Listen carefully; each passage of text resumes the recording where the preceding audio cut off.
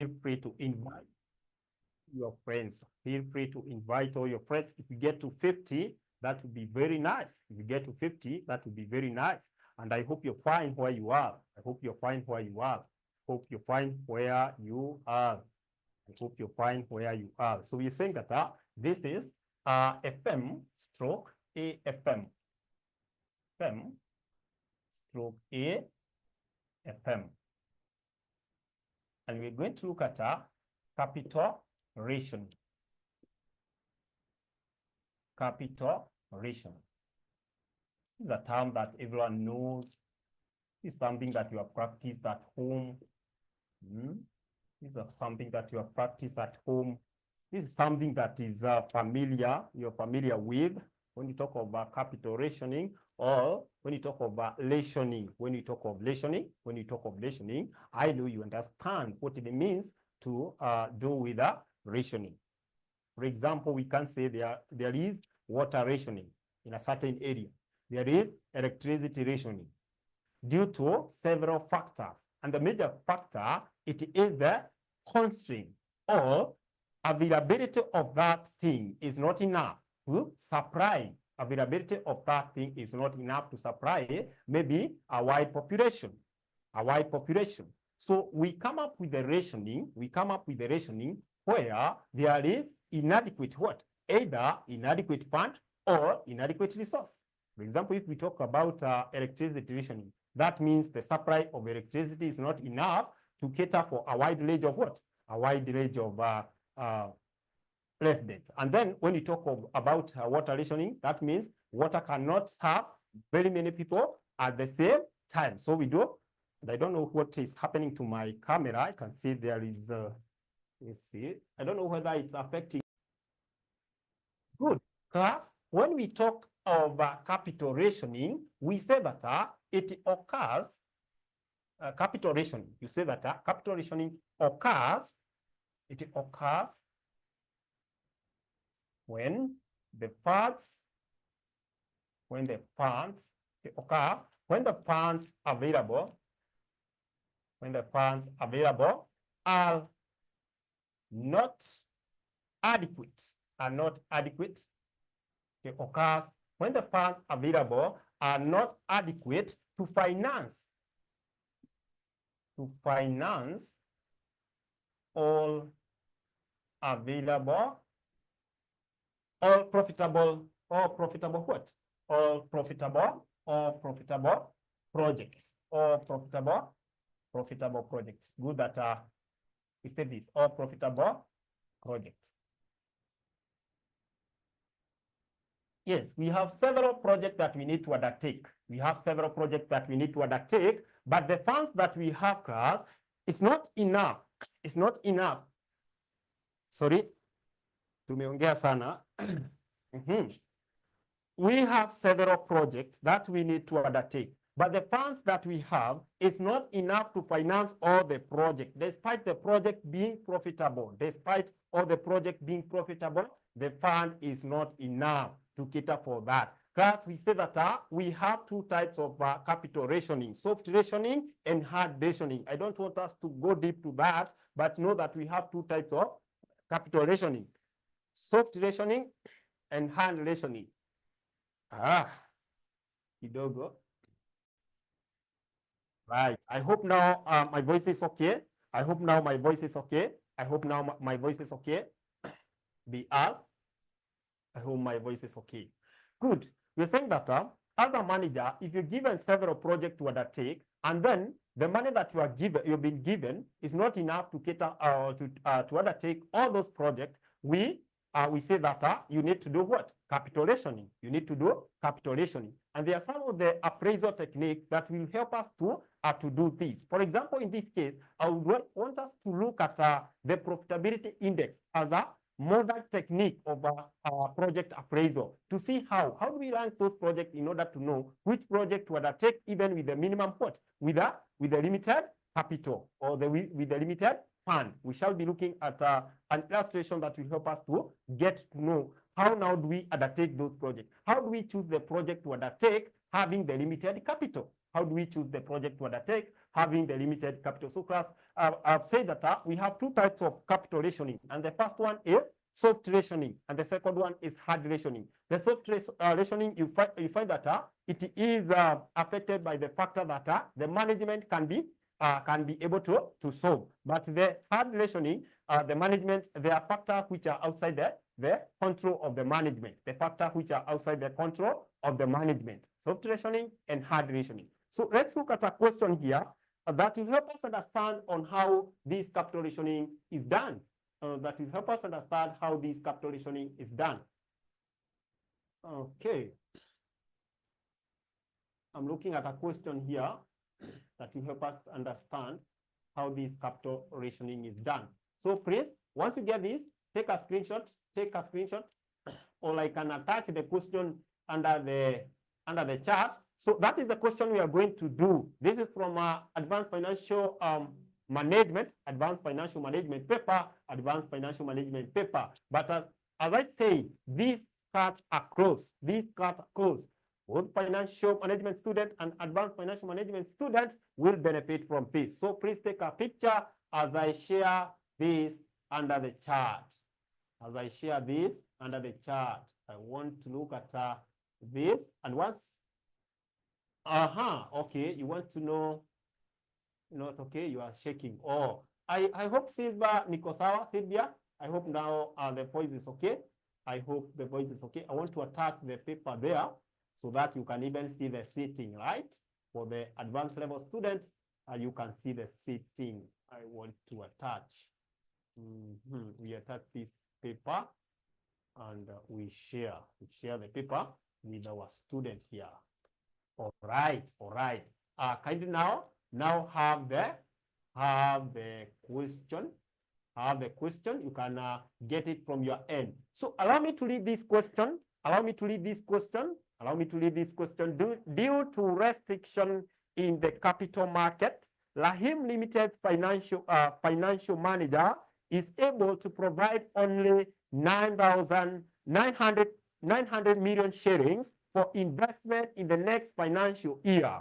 An analysis of the project allowable for investment during the next financial year shows the following expected net present value for each project. So we have project P up to T, and then we have initial investment of each project with the net present value of each project. Then we are told that project Q and R are mutually exclusive. What does that mean? Accountants. What does that mean? That project P, Q, and R are mutually exclusive. What does that mean? I'm waiting to hear from you. Advise the management on the project to undertake. Advise the management on the project or projects to undertake.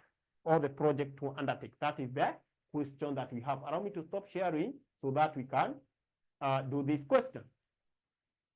So when we say that project P and Q are mutually exclusive, that means that once we undertake one, the two can't be implemented at the same time. Exactly. Thank you so much. They cannot be undertaken at the same time. Once we pick one, the other one we eliminate. Once we pick one, the other one we eliminate. Thank you so much for that contribution. Ipepa ilikuwa lini? Those people who are asking. It was Gabriel asking to get a summary. Okay, Gabriel, sasa itakuwaje? Gabriel, sasa ibaye nabo, I'm not sure whether it will interfere with this the meeting. Allow me not to kindly. It is December 2021. And this is question number 5B. Question number 5B. Now, I want you people to just follow. I want us to solve this question together. Examiner gave us the project here. And the project that we have is project P, Q, R, and S. Projects P, Q, R, and S, and also T.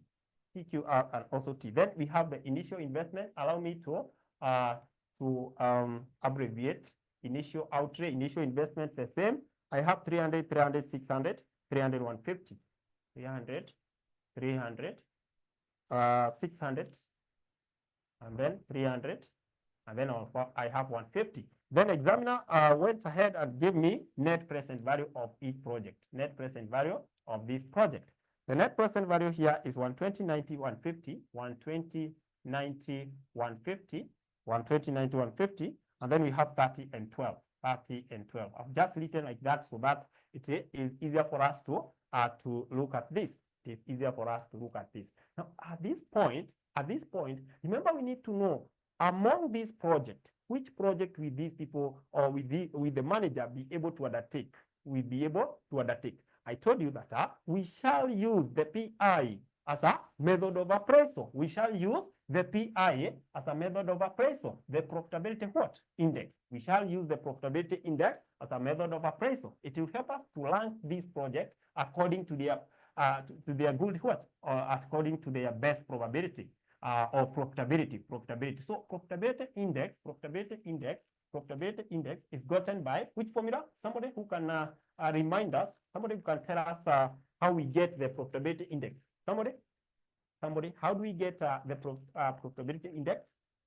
Profitability index, that formula, just a small formula given by present value over the initial what? Initial outlay. Present value over initial outlay. Once I have that formula, I'm able now to proceed because I know having the present value, my initial outlay is here.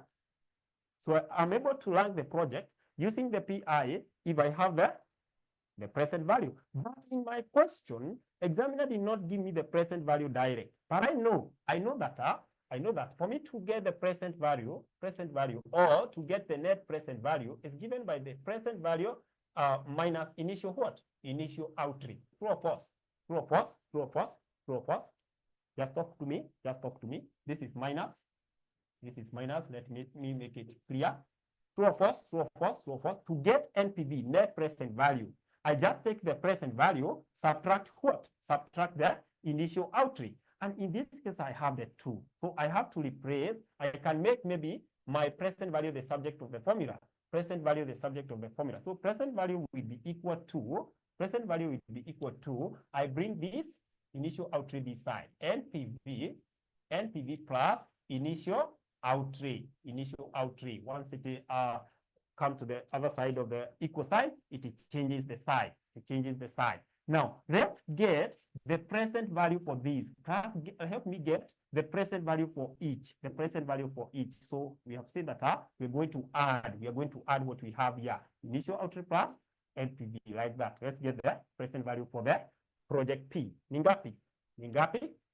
Let's do it very fast. Nataka tumaliza and then we venture in other things. Ya kwanza. Kuna mtu anapatia ya kwanza. This one plus this. 420. Thank you so much. Ya pili 390 is a direct. Ya tatu 750. Then ya nne 330 and the last one is 162. 162. Thank you so much. For that contribution. With that class, I'm able to get my profitability index. And why? Oh, the sound is somehow low, I don't know why this sound inaenda chini. The sound is somehow low. I wish na venye nimeiweka juu sana. Hello. Is it okay? Is my sound okay? Am I audible enough? Please as well, nisaidie pia kuangalia side yako. Please help me also to check on your end so that at least we finish up. Audible, sawa. So, we need to get the PI here. And we know the formula of getting the profitability index. And just don't forget, I told you that profitability index, this is a method. It is an appraisal technique that help you to gauge the project, to measure whether the projects are profitable or not.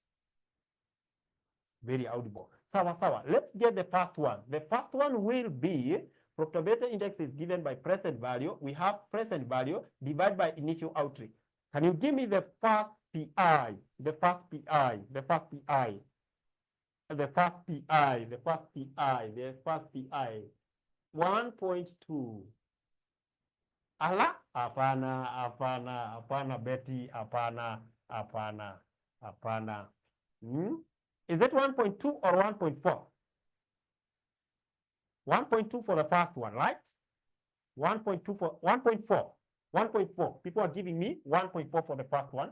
Sawa sawa. I hope second is 1.3. So 1.4 and then 1.3. 1.3 higher. 20 hivyo tukisonga. Let's get there. We are dividing. We're taking the present value. This formula. This is the formula. 1.25. 1.25. Hiyo ni angani. Chepkori Catherine. Hiyo ni gani? That one 1.25. How I wish that sasa vile tutafanya, unajua hapa margin ni kidogo This margin is small. Margin is small. So can you give me to 2 decimal places kindly? Please give me to 2 decimal places so that at least inisaidie. Ama to 2 decimal places. Give me to 2 decimal places. Tuanze tu hapa. For 20 divided by this. Haya, ya mwisho sasa nimepewa vizuri 1.08.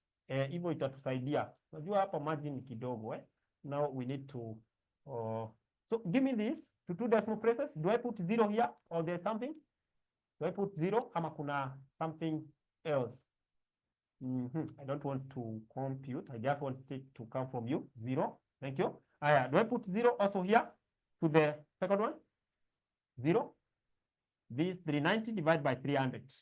Okay, 0. That's okay. Then give me the S1, the project S. Project S. Hiyo ndio haijapata mtu. Project S ni 1.10. Ikiwa hivyo, it is good because you'll be able to see utakuwa unaona vile zinaenda the profitability. All 0 except the last one. Asante. Thank you so much. Thank you so much. Asante. Except the last one and the project R. Asante Betty. Now class, what we do at this point, since we want to know among these projects, which one is ranking number 1, ranking number 2, up to number 5.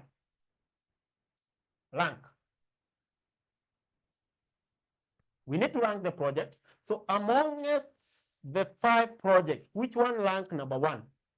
Which one rank number 1? You look at the profitability index. This shows how profitable the project is. It shows how profitable the project is. P. Naona naambiwa P. 1.4. Rank number 1. Asante. Twende next. E ndio next. Kwani zimefuatana tu hivyo? Okay. Ala. So zimefuatana hivyo. E 1.25. Still rank number 3. This rank number 4. Ala. Rank number 5. Zinafuatana hivyo PQRST in order, in that order. Thank you so much. Thank you so much. But now the money that we have, it is not enough to cater for all these projects. Not enough to cater for all these projects. Now we need to see among the 5 projects, which one shall we not undertake? Na tuliambiwa kwamba Q na gani mutually exclusive, ili tutoe tu moja saa hii. We are told that Q and R are mutually exclusive. Q and R. Tutoe gani? Ni gani huwa inatolewa? Once the examiner tells you that one is they are mutually exclusive. Tunatoa yenye iko na profit ya chini. Like the way SE anatuambia ni R. So tunatoa R. So what you do to the examiner is to cancel that. Hiyo imeondoka. Now when we go to getting to know which project will be undertaken, what we do is to just put it here. I have project PQST. It's visible. And then I have my initial out. Remember, this is initial investment for each project. Project P, initial investment is 3,000. Hiyo lazima ikuwe undertaken. That one is more profitable. Hiyo ingine ni 300. Hiyo ingine ni 300 pia. Hiyo ingine ni ngapi? 150. Sasa, for us to know, tuko na pesa ngapi? tuko na pesa ngapi? We have 900 million. Of course, these sharings are in million. These sharings are in million. Usisahau kwamba hizi ziko in million, ziko in million. Don't forget. Now we need to get the cumulative initial what? Outlay or initial investment. Cumulative initial investment ili tuone the project to undertake. Project ya kwanza we undertake. We accumulate for Q. Tutakuwa tumefikia nini? 600. We accumulate for S. Tutakuwa tumefikia nini? 900. Sasa for T hiyo itakuwa 1050. Tukiweka T itakuwa 1050. What does that tell us? What does that tell us? That the money that we need is more than what we have. The money that we need is more than what we have. So we say that since we don't have enough money to undertake project T, since we don't have enough money to undertake project T, we just undertake the 3 projects and our money is depleted. Our 900M is depleted at that point. It's depleted at that point. Depleted at that point. So we were told to advise the management on the project to invest in. You advise the management to invest in project P, Q, and S. To invest in project P, Q, and S. Tumeruka project R kwa nini? Because they are mutually exclusive. You cannot undertake project Q together with project R. Project R. In that case, you find that Q and R, they serve the same purpose. They serve the same what? They serve the same purpose. That's why we eliminate one. We eliminate one. So we undertake the one that is giving us more profits. More profits. More profit. Are we together? Are we together? Is there any question? Is there any question? Is there any question? How do we know they serve the same? Sahan ameuliza swali nzuri sana. Sahan ameuliza swali nzuri sana. From the question examiner told you, and there are those people who have just joined. I know they don't have the paper. I know they don't have the paper. Examiner told us that they are mutually what? They are mutually exclusive. They are mutually exclusive. So that means once you undertake one, the other one will stay pending. Stay pending. Stay pending. So sawa Sahan. So that is it. That is it. And that is what examiner expected from the student at that point. The student at that point. The student at that point. So class, when it comes to this topic of advanced capital budgeting decision, and also introduction,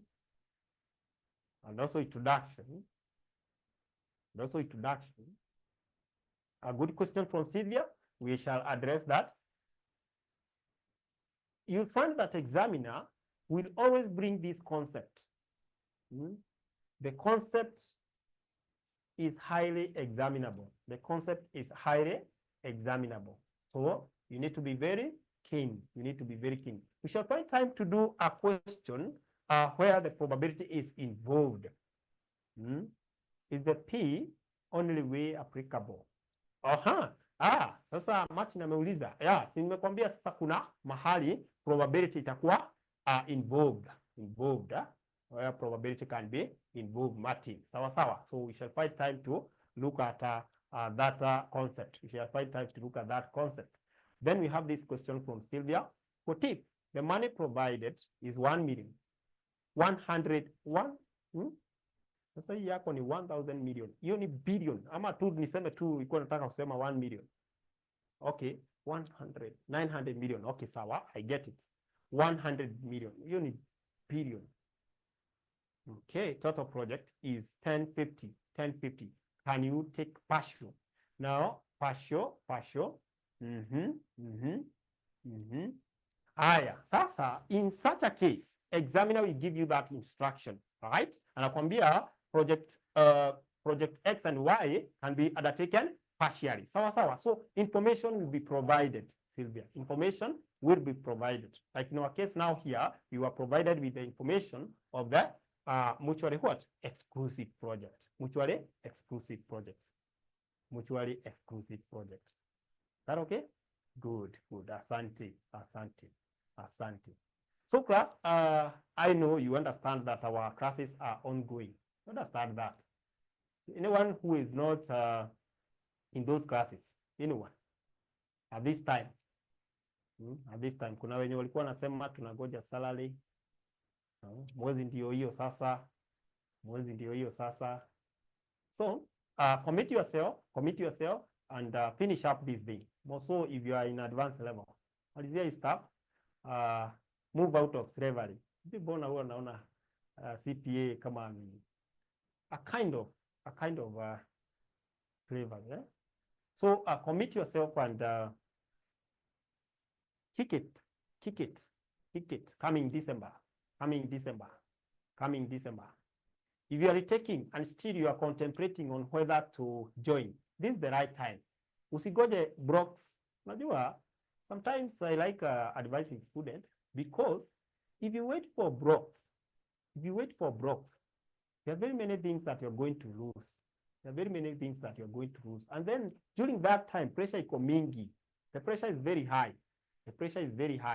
People, you are saying that pressure increases. So there are 2 weeks to exam. Hiyo ni time yako kuangalia vitu zenye unajua. Si time ya kuanza sasa kukumbushwa capital rationing, kumbushwa other things. Hapana. It is time to remind yourself what you know. So what you do is to prepare mapema. And you know our contact. Can give you our contact. For the sake of the new students, allow me to give you our contact. You can just talk to the lady, atakusaidia. Alternatively, you can contact Whisper using this number. Yes. Anything else that you need? Maybe our pay bill. You may need our pay bill. 42 839, and then account number siweke. Kama wewe unafanya AFM, weka AFM. Kama unafanya AFM, weka AFM. Company law, whichever unit that you're doing, just put it, you abbreviate like that. Inakuwa easier. Any other information as we end our session? Today I don't want to bombard you with very many information. I don't want to give you very many information. Just want you to concentrate on this one. And then next time we shall plan for the other part.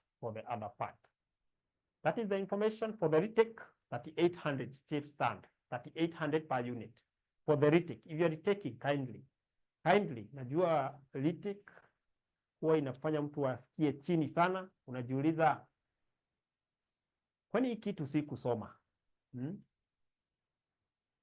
Yeah, it's just an hour session, half an hour session, just something to remind you on this concept. Sawa, admin.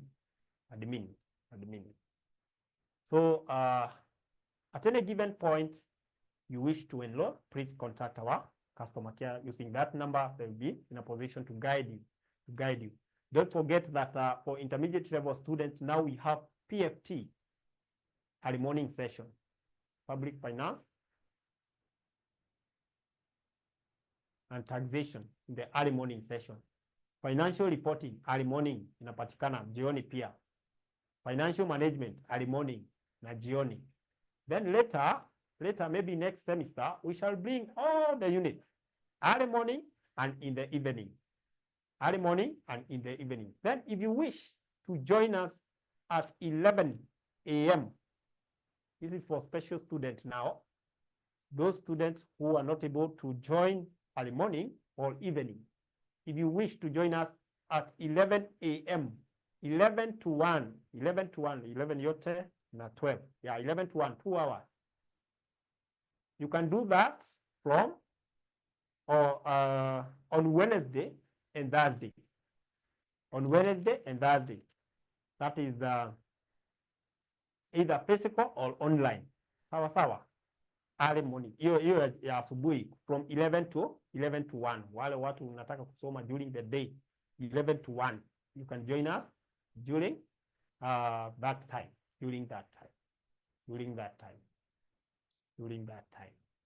Any questions so far? Any question, class?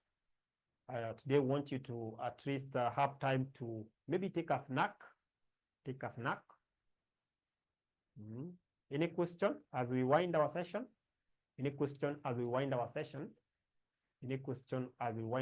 Anyone who is willing to join us today? Kuna mtu anataka kutujoin leo 11 to 1 a.m.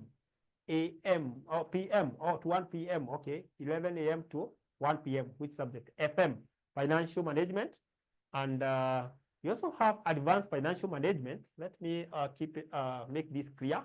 We also have advanced financial management on Tuesday, Thursday, and Friday from 9 to 11. I think I need to write this. Nasema namna gani? Nasema ina Zoom. Okay, tunasema hivi. Nasema ukitaka kutujoin on Tuesday, Thursday na Friday 9 a.m. to 11 a.m. for AFM, utatupata either online or physical. Sawa. Au ni wenye hatuko pamoja. Then FM, it is Wednesday and Thursday from 11 a.m. to 1 p.m. Sasa hao ni watu wa day. Ukitaka day. Hiyo setu ni zile za evening, asubuhi. Sasa tuko na hizi pia. Sawa. Sahan. Does it mean you won't teach capital rationing in normal classes again? Ala, Martin, lazima tutafunza. This just to introduce you. Martin. So you are Martin ameshtuka. No, it's just to introduce you. The syllabus continue. At least now, when we meet, utakuwa na clue, yeah? How do we get PI, right? Martin, does that sound well?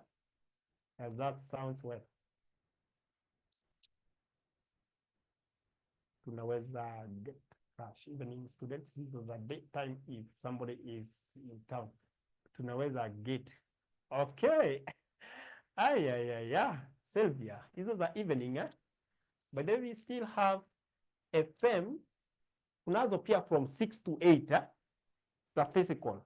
Naona hizo, ziko. You can just contact these guys, contact them, you get the full information. Kama your schedule kuna vile inasumbua kidogo, kindly find the time that you are comfortable and you join our session. Class, sasa nataka we edit at that point. I'm a student of evening. Can I join daytime nikiwa town? Daytime ukiwa town. So unajua hiyo nayo day, it's a package tofauti nayo. Sasa either uongeze kakitu kidogo, Sylvia, ongeze kakitu kidogo. But that is subject to what? To kuelewana, hiyo ni subject to kuelewana. So class, just have some 20 minutes for a snack. It has always been a pleasure to hosting you. You're great guys, and I know coming December, all of you are going to pass. Because of the commitment that you are giving these things. Otherwise, thank you so much. May you all have a blessed afternoon and a blessed weekend ahead. Asante na mkuwe na wakati mwema. Goodbye. I've been your lecturer, Stephen. Asante.